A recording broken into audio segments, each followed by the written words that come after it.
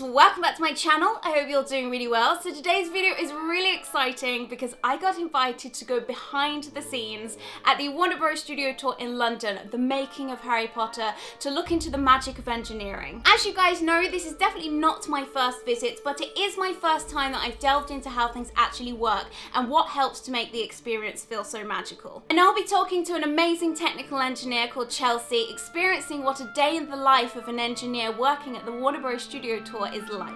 And if you're brand new to my channel, hello, welcome. You can click the subscribe button to be part of our Weird Magical Online family. And a quick note before I begin, this video is kindly sponsored by the Institution of Engineering and Technology. And I know what you're thinking, Cherry, you have absolutely no idea about anything to do with engineering and science, and you'd be correct, which is why I cannot wait to go and explore and have a look. So let's go. So I am here in the Great Hall at the Warner Bros. Studio Tour in London, and I am joined here with Chelsea. Chelsea is an engineer here at the studios, and I get to ask her lots of exciting questions today. So obviously this isn't your everyday sort of office job. Could you tell me what your day-to-day life working here as an engineer looks like? Every day is different. We look after such a wide variety of equipment here, from the animatronics in, say, the forest and the creature shop, to the sets and props throughout the tour, the audio, visual equipment and the lighting. So one day we could be up in a scissor lift rigging a spider that weighs over a ton. So you're actually in control and like in charge of doing a lot of things. A lot. We have a lot of responsibility given the nature of these items. They've been around for, some of them, 15 years now.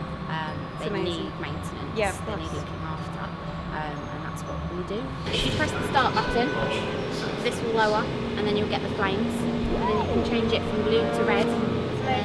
Press the paper button, a jet of air will push up paper. So obviously this is the Goblet of Fire, which is currently covered up by a very pretty decor. When the smoke is doing its thing out of the cup, how is that smoke created?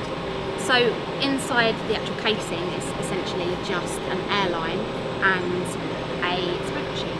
So as that button is pressed, normally by the interactors, it activates the rig that was designed and made by John Richardson's special effects department to lower the casing that's around it, and it basically just activates the smoke machine. Cool. There's multiple fans in there that draw the smoke up, along with the lights, either red or blue, that accentuate the lighting. That's amazing.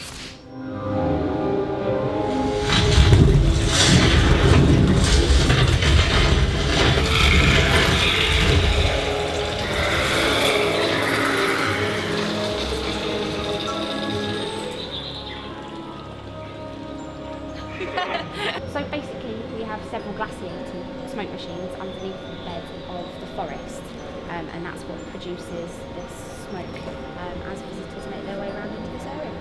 It's very creepy. Creates a nice atmosphere. Yeah. Chelsea has just brought me behind the scenes. This is stuff that no one ever sees. What is this room that we're standing in with all of this tech gear?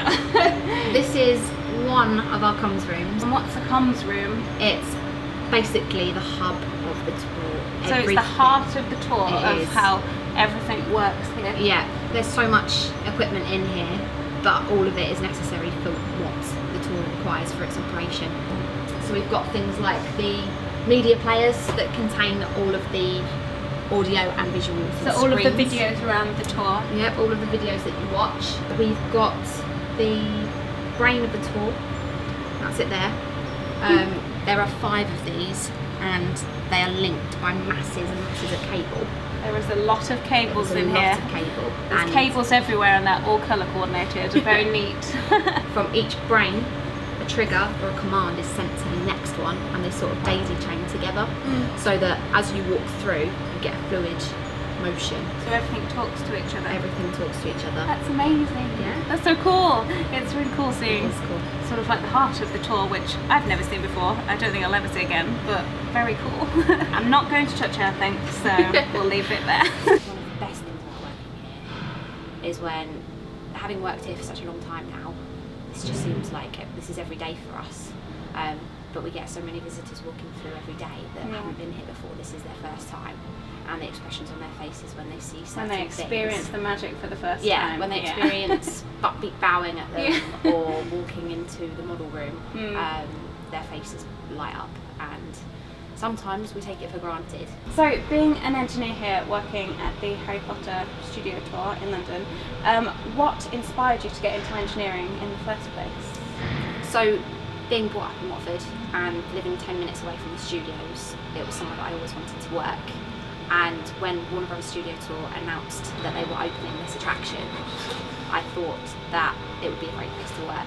I've got a background in scenic art and props, and at school I had an intense interest in art, design, graphic design, resistant materials, all that sort of thing. And because a lot of what we do is so varied, you have to have a general knowledge of everything, as well as a key set of skills that you can bring to the team.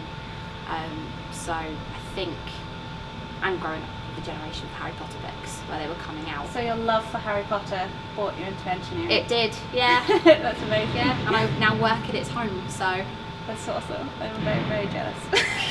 It's a great place to work. So we are here at Hogwarts. It's everybody's home. There's a question that I've been desperate to ask ever since I've come to visit this castle when it's been Hogwarts in the snow, is how is the snow applied and how is it removed? Because there is a lot of snow here at Christmas. So when it comes to our Hogwarts in the Snow feature, we have a team come in and you can pretty much walk on all areas of the model. That's amazing. And they literally just apply the fake snow with a sieve. A sieve? A sieve. That's how the snow is applied, with a little kitchen sieve. Maybe not kitchen sieve, or is it? No, it's a kitchen sieve. Is it just a kitchen sieve? Yeah. It normally takes about 2 days to apply. 2 days. And then about 4 days to take it off.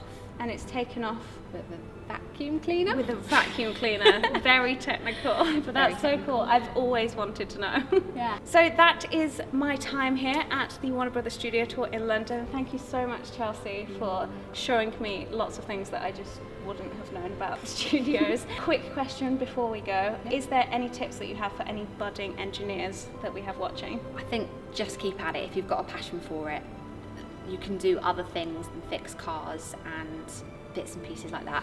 There we go. I really hope you guys enjoyed watching some of the secrets behind the Warner Bros. Studio Tour in London, the making of Harry Potter. Who knew that it wasn't all wizardy? And you know what? I really enjoyed today. It sparked an interest in something that I'd never thought about before. And if this has inspired any of you guys and you would like to find out more about careers in engineering and you'd be surprised how diverse it actually is, then I will leave the link down below for you in the description.